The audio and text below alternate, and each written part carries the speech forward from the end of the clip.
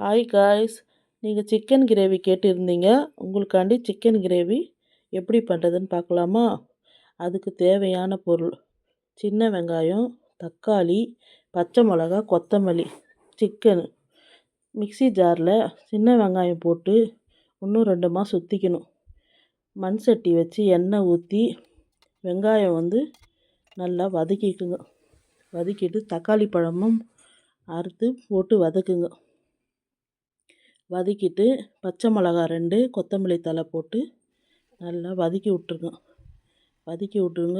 உப்பு கொஞ்சம் போட்டிங்கன்னா நல்லா வதங்கிடும். இந்த மண் சட்டி குழம்பு பரோட்டாக்கு, மண் சட்டி கிரேவி சிக்கன் கிரேவி சூப்பராக இருக்கும். பரோட்டாக்கு, இட்லி, தோசைக்கு எல்லாத்துக்கும் அருமையாக இருக்கும். ஒரு வாட்டி செய்து சாப்பிட்டு பாருங்கள். நல்லா வதங்கிடுச்சிங்களா? இஞ்சி பூண்டு பேஸ்ட்டு 1 ஸ்பூன் போடுங்க.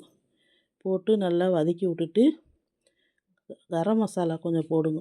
கரம் மசாலா 1 ஸ்பூன் போட்டு வதக்கிட்டு சிக்கன் போடுங்க. சிக்கன் போட்டு ஒரு 3 ஸ்பூனு பெப்பர் தூள் போடுங்க. 1 ஸ்பூனு மல்லிப்பொடி, 1 ஸ்பூனு மிளகாத்தூள் போட்டு நல்லா கிண்டி விட்ருங்க. கிண்டி விட்டு ஒரு 1/2 டம்ளர் தண்ணி ஊற்றி உப்பு காரம் பாருங்கள். உங்களுக்கு பத்தலைன்னா கொஞ்சம் பெப்பர் தூள் போட்டுக்கோங்க.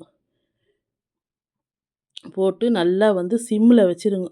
சிம்மில் வச்சு விட்டிங்கனாக்கா ஒரு 1/4 மணி நேரம் நல்லா எண்ணெய் பிரிஞ்சு மேலே வரும். அருமையான சிக்கன் கிரேவி சூப்பராக இருக்கும்.